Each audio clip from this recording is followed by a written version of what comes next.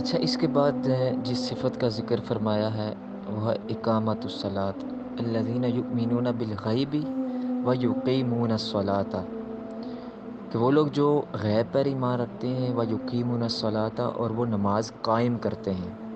یہاں پر دو باتیں ہیں، ایک ہے نماز اور دوسری ہے قائم کرنا۔ اقامت کا لفظ کہا جاتا ہے جب کسی کام کو دوام کے ساتھ اور اس کے ظاہری و باطنی آداب کے ساتھ ادا کیا جائے تو اس وقت کہا جاتا ہے اقامت۔ تو رب نے فرمایا وہ جو نماز کو قائم کرتے ہیں، یعنی نماز کا خاص خیال رکھتے ہوئے، اہتمام کرتے ہوئے، ظاہری و باطنی آداب کو سامنے رکھتے ہوئے اپنے رب کے آگے جھکتے ہیں، نماز کو قائم کرتے ہیں۔ وہ فقط جمعہ کو مصلی نہیں بچھاتے، یا سال بعد جا کر مسجد کا دورہ نہیں کرتے، یا عید کے دن جا کے تو وہ اپنے رب کے سامنے نہیں ٹھہرتے، بلکہ نماز کے پابند ہوتے ہیں اور اس تصور کے ساتھ پڑھتے ہیں گویا وہ اب اپنے رب کو دیکھ رہے ہیں۔ اور اگر یہ تصور نہ بھی ہو سکے تو انہیں معلوم ہوتا ہے کہ ان کا رب تو انہیں دیکھ رہا ہے، تو فرمایا وَيُقِيمُونَ الصَّلَاةَ، کہ وہ لوگ ہیں جو نماز کو قائم کرتے ہیں۔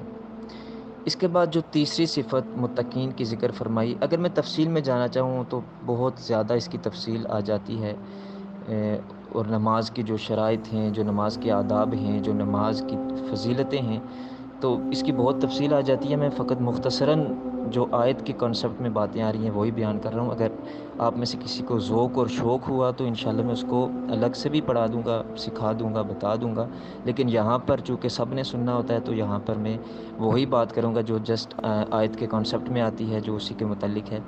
تو اس کے بعد جو تیسری صفت متقین کی ذکر فرمائی وہ ہے وَمِمَّا رَزَقْنَاهُمْ يُنْفِقُونَ، اور جو کچھ ہم نے انہیں دیا ہے اس میں سے وہ خرچ کرتے ہیں۔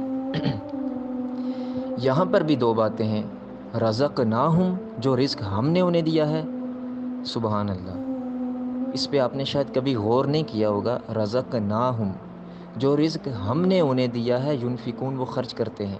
ایک رزقناہم ہے اور دوسرا ہے ینفقون۔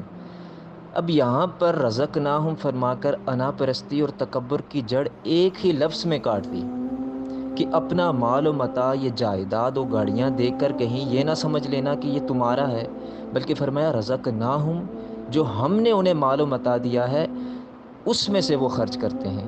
تو جب انسان کے دل میں یہ تصور بیٹھ جائے نا کہ یہ مال کسی کا عنایت کردہ ہے، کسی کا تحفتاً ہے، کسی کا احسان ہے، تو پھر اس کے لیے خرچ کرنے میں تنگی محسوس نہیں کرتا وہ، اسے معلوم ہوتا ہے کہ یہ اسی محسن کی تو عنایت ہے، تو کیا اس پر بھی اب خرچ نہ کرے گا؟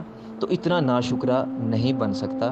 اس لیے فرمایا وَمِمَّا رَزَقْنَاهُمْ يُنْفِقُونَ، ہمارے دیے ہوئے رزق میں سے وہ خرچ کرتے ہیں۔ تو یہ متقین کی تیسری صفت کا ذکر فرمایا، ان کے دل کنجوس نہیں ہوتے، اور نہ ہی مال و جائیداد کی محبت اس قدر ان کے دل میں گامزن ہو جاتی ہے کہ اسے خرچ بھی نہ کریں، بلکہ وہ اللہ کی محبت میں سب کچھ خرچ کرنے والے ہوتے ہیں۔ اس کے بعد جو صفت ذکر فرمائی، متقین وہ ہیں جو ایمان رکھتے ہیں جو کچھ آپ پر نازل ہوا اس پر، الذین یؤمنون بالغیب ویقیمون الصلاۃ ومما رزقناہم ینفقون۔ یہاں تک تین صفات ہو گئی۔ اب آگے کیا فرمایا، والذین یؤمنون بما انزل الیک، جو ایمان رکھتے ہیں جو کچھ آپ پر نازل ہوا، وما انزل من قبلک، اور اس پر بھی ایمان رکھتے ہیں جو آپ سے پہلے نازل ہوا، یعنی وہ مکمل دین مصطفیٰ کو بھی مانتے ہیں، اور اس سے قبل جو انبیاء دین لے کر آئے، جو کتب لے کر آئے، جو سابقہ کتابیں اللہ تعالیٰ کی ان پر نازل ہوئی، اس پر بھی ایمان رکھتے ہیں، کسی کا بھی انکار نہیں کرتے۔ تو ہم ایمان تو سب پر رکھتے ہیں، اس بات پر غور کیجئے گا کہ ہم ایمان تو سب پر رکھتے ہیں، حق تو سب کو مانتے ہیں، سب انبیاء کی تعلیمات کی تصدیق کرتے ہیں، لیکن عمل فقط شریعت محمدی پر ہم کرتے ہیں، اور وہی ہم پر لازم ہے، کیونکہ حضور علیہ الصلوۃ والسلام آخری نبی بھی ہیں اور آپ کی شریعت یہ بھی آخری ہے، اور قیامت تک کے لیے اس کے بعد یعنی نہ کسی نبی نے آنا ہے اور نہ کسی شریعت نے آنا ہے، تو ہم پر جو لازم ہے وہ اسی شریعت محمدیہ پر عمل کرنا ہے۔ تو اس لیے علماء کہتے ہیں کہ سابقہ کتب تورات، زبور، انجیل میں سے اگر کوئی بات سامنے آئے، کوئی واقعہ سامنے آئے، تو اس کی نہ تصدیق کرو اور نہ ہی انکار کرو۔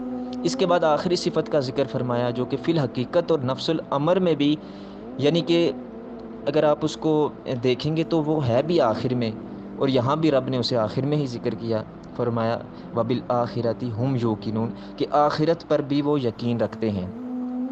اب یہاں آخرت سے مراد مرنے کے بعد والی زندگی مراد ہے، یعنی قبر و حشر، حساب و میزان مراد ہے، جنت و جہنم مراد ہے۔ اس لیے قرآن مجید میں عقیدہ آخرت پر بہت زیادہ زور دیا گیا ہے، کیونکہ حقیقی زندگی، دائمی زندگی وہی ہے۔ دارالعمل کا صلہ دارالجزا میں ہی تو ملتا ہے، اور اگر یہ تصور نہ ہو اور انسان کو حساب و کتاب کا خطرہ نہ ہو تو وہ تو عیش پرستی کرنے لگے گا، ظالم بن جائے گا، لوگوں کے حق مارنے لگے گا۔ اس لیے قرآن نے بار بار یاد دلایا کہ بھول نہ جانا، موت کے بعد دوسری زندگی بھی شروع ہونی ہے۔ یہی تصور متقین کی روح میں اتر جاتا ہے، جس کی وجہ سے برائی سے بچتے ہیں اور نیک کام کرتے ہیں۔ جو بھی ان پر مصیبتیں آتی ہیں صبر کر لیتے ہیں، لوگوں کی باتیں سن لیتے ہیں، سب کچھ برداشت کر لیتے ہیں۔ کیوں؟ انہیں پتہ ہوتا ہے کہ ہمارا اللہ ہمیں دیکھ رہا ہے، جس نے ہمیں آخرت میں صلہ دینا ہے۔ تو اللہ تعالیٰ نے یہ 6 صفات ایک کے بعد ایک بیان فرمائی کہ جان لو متقین کون ہیں۔ وہ 6 صفات آپ نے ذکر فرمائی۔ اچھا، اب ایسے لوگ جو صراط مستقیم پر ہوں گے اور جو تقوی والے ہوں گے، اب ان کے لیے کیا ہے؟ تو آخر ان لوگوں کے لیے اللہ نے کیا رکھا ہے؟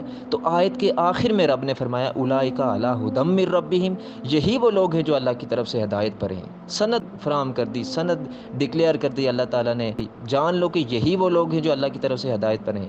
اولئک علی ھدی من ربہم واولئک ھم المفلحون، اور دوسری سند کیا عطا فرمائی؟ یہی لوگ فلاح پانے والے ہیں، یعنی دنیا اور آخرت میں کامیاب لوگ یہی ہیں۔ تو بس جن کو میرا رب فرما دے کہ یہ کامیاب ہیں، پھر انہیں کون ناکام بنا سکتا ہے؟ تو یہ اللہ تعالیٰ کی طرف سے سند ہے متقین کے لیے کہ اللہ تعالیٰ نے انہیں دنیا میں بھی کامرانی کا اعزاز عطا فرمایا اور آخرت میں بھی۔